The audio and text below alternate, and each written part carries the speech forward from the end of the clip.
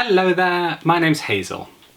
This video is part of a series sharing a research project called Who's the Boss?, which investigated how people with learning disabilities are trained to do high-level jobs.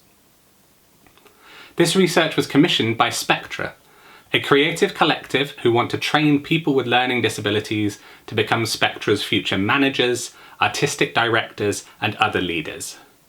This video is about the fifth major finding: co-leadership and working together.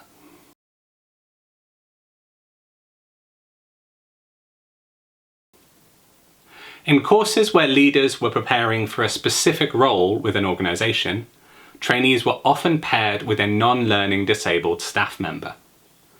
In some organisations, trainees' closest colleagues were called co-leaders.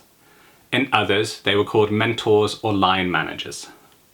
Most of these relationships began as teacher-student and became more equal as the course progressed or people graduated.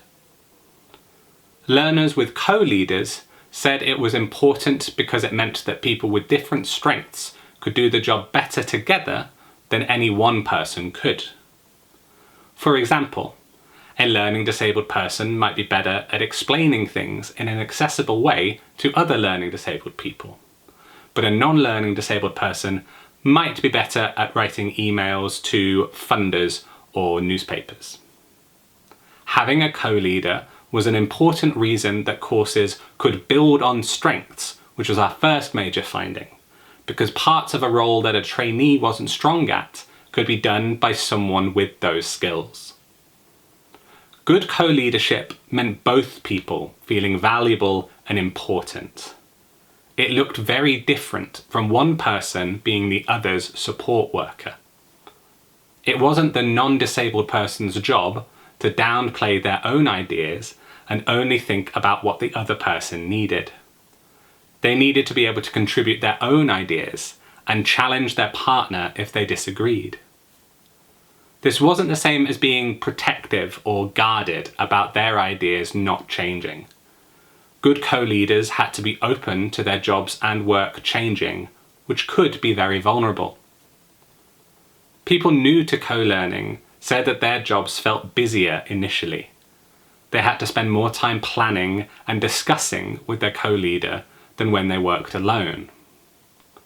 It took months of time before having a co-leader felt like less overall work than working alone, but everyone we spoke to was glad that they'd done it. Not every organisation or role used a co-leadership model. Some people worked independently but very closely with a manager or a mentor. Some included a blend of co-led and individual responsibilities, for example, co-facilitating sessions but chairing a working group independently. Like with co-leaders, trainees' relationships with managers and mentees included patience and respect. Managers and mentors would listen to the idea being presented by a trainee and would ask clarifying and guiding questions to help understand and develop their ideas.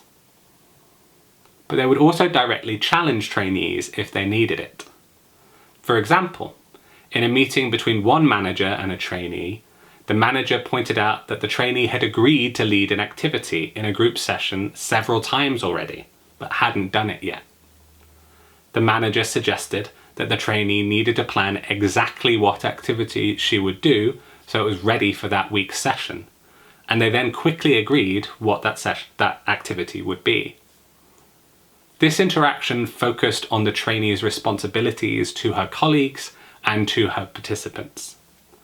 The manager relied on close personal knowledge of the trainee's skills and confidence to know that a relatively firm instruction would have the best outcome. That's it for co-leadership and working together. You can check out all the other videos in the series right now, or read the full report on Spectra's website using the link in their bio. And, if you want to, you can leave a comment letting us know your thoughts about what makes a good training course.